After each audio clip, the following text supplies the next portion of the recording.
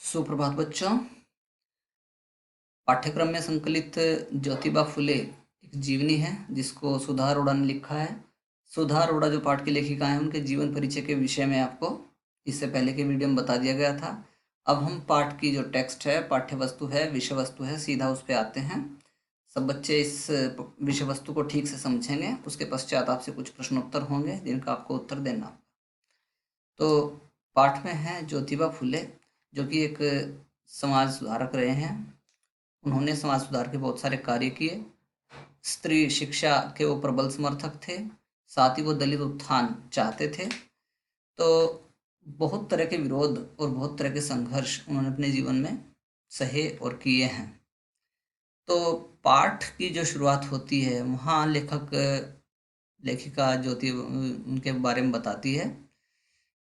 यह अप्रत्याशित नहीं है कि भारत के सामाजिक विकास और बदलाव के आंदोलन में जिन 5 समाज सुधारकों के नाम लिए जाते हैं, उनमें महात्मा ज्योतिबा फुले के नाम का शुमार नहीं है। यानी कि लिस्ट तैयार की गई है कि भारत के अग्रणी 5 समाज सुधारक ये हैं। उन टॉप 5 में भी इनका नाम नहीं आता, ज्योतिबा फुले का नाम नहीं आता। उसका कारण क्या है? उसका कारण ये है कि लोग उनको जो जो लिस्ट जिन लोगों ने बनाई है, वे केवल उन लोगों को उसमें शामिल करते थे लिस्ट में जो उच्च वर्ग से संबंध रखते थे, जबकि ज्योतिबा फुले का जो संबंध था वो निम्न वर्ग से था। तथाकथित उस समय के निम्न वर्ग से वो आते थे। इसलिए जिन लोगों ने टॉप 5 की सूची बनाई है, उसमें ज्योतिबा फुले, हालांकि उनके कार्य जो है वो बहुत महत्वपूर्ण है, लेकिन फिर भी उनका नाम शामिल नहीं किया उन लोगों ने।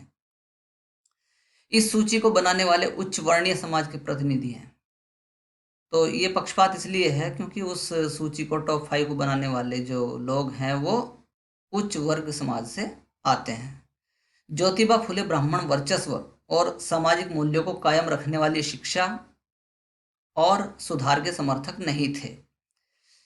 तो वो इस बात के समर्थक नहीं थे कि जो शिक्षा है वो केवल उच्च वर्ग तक सीमित हो। उनका मानना था कि शिक्षा जो होनी चाहिए वो सबके लिए बराबर होनी चाहिए, और केवल उच्च वर्ग की धरोहर ही शिक्षा नहीं हो सकती, बल्कि जो समाज के निम्न वर्ग हैं उन तक उस शिक्षा को पहुंचना चाहिए।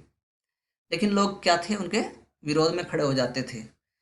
उन्होंने पूंजीवादी और पुरोहितवादी मानसिकता पर हल्ला बोल दिया। उनके द्वारा स्थापित सत्य शोधक समाज और उनका क्रांतिकारी साहित्य इसका प्रमाण है।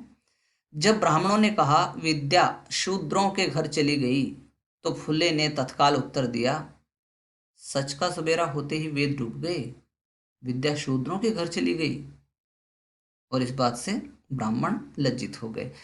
तो कहने का अभिप्राय यह है कि उस समय की जो मानसिकता थी वो पूंजीवादी और पुरोहितवादी मानसिकता थी, और जो पूंजीवाद और पुरोहितवाद के समर्थक थे वो अपना जो विशिष्ट स्थान था उसको खोना नहीं चाहते थे, और यदि कोई उनके विरोध में खड़ा होता था तो पूंजीवाद के बल के बल पे वो उनको चुप करा दिया करते थे।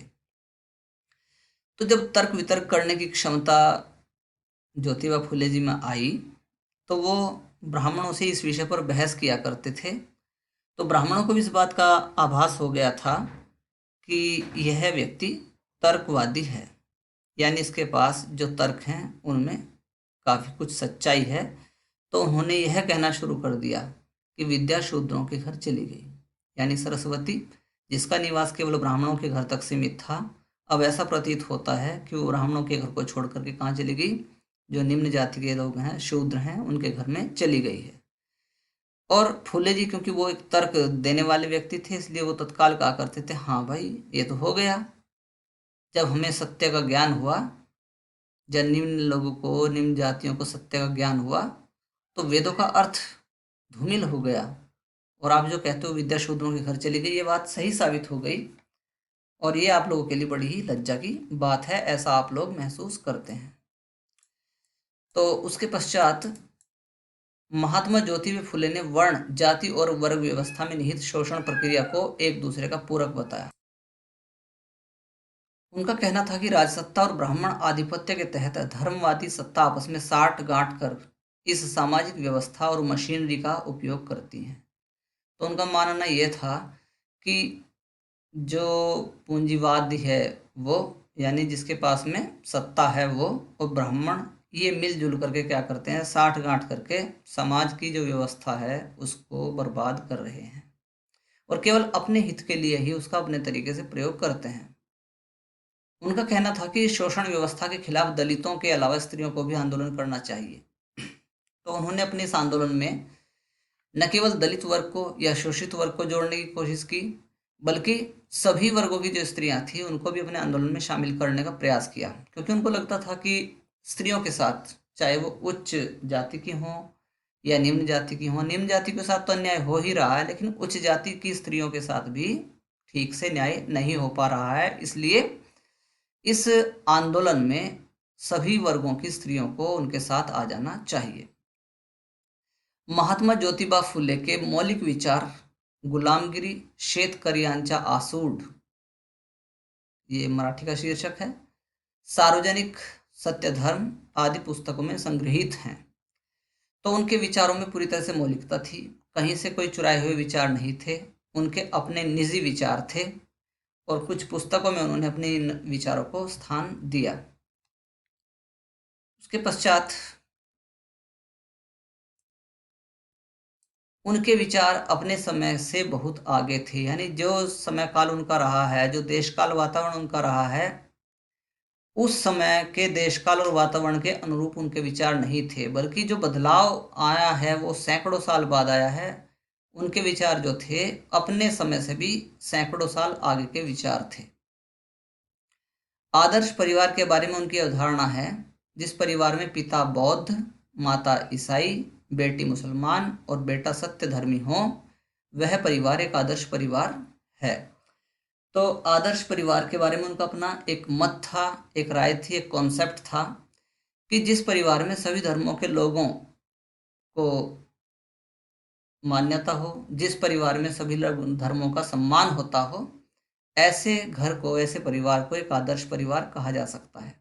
और जिस घर में अपने ही धर्म के बारे में लोगों के विचार उन्नत हों, लेकिन दूसरों के धर्म के बारे में वो तीखी टीका टिप्पणी करते हों, ऐसे लोग एक आदर्श परिवार के लोग नहीं हो सकते। आधुनिक शिक्षा के बारे में फुले कहते हैं, यदि आधुनिक शिक्षा का लाभ सिर्फ उच्च वर्ग को ही मिलता है तो उसमें शूद्रों का क्या स्थान रहेगा। गरीबों से कर जमा करना और उसे उच्च वर्गीय लोगों के बच्चों की शिक्षा पर खर्च करना, किसे चाहिए ऐसी शिक्षा। तो इस चीज को एक अन्याय के रूप में देखते थे कि लोग क्या करते हैं, सरकार सत्ता क्या करती है, राज सत्ता क्या करती है, ब्राह्मण क्या करते हैं कि शिक्षा को केवल कहाँ तक सीमित रखते हैं, उच्च वर्ग तक ही सीमित रखते हैं। शिक्षा पाने का अधिकार केवल उच्च वर्ग के बच्चों को है, ऐसा वो मानते हैं। जबकि राष्ट्र के उत्थान के लिए, धन कमाने के लिए खेतों में परिश्रम कौन करता है, वो निम्न वर्ग के बच्चे करते हैं। तो निम्न वर्ग से परिश्रम करा करके जो धन उत्पन्न होता है, जो फसल होती है, उस फसल को कर के रूप में कहाँ भेज दिया जाता है, उच्च वर्ग के बच्चों की शिक्षा के हितार्थ भेज दिया जाता है। तो इस चीज को वो एक अन्याय मानते थे और कहते थे कि ऐसी शिक्षा की आवश्यकता किसे है, अर्थात किसी को नहीं। तो बच्चों यहाँ तक का अंश हमने व्याख्या के रूप में लिया है। अब थोड़ा सा आपको हम इसमें जो प्रतिफल हैं उनकी ओर ले जाते हैं।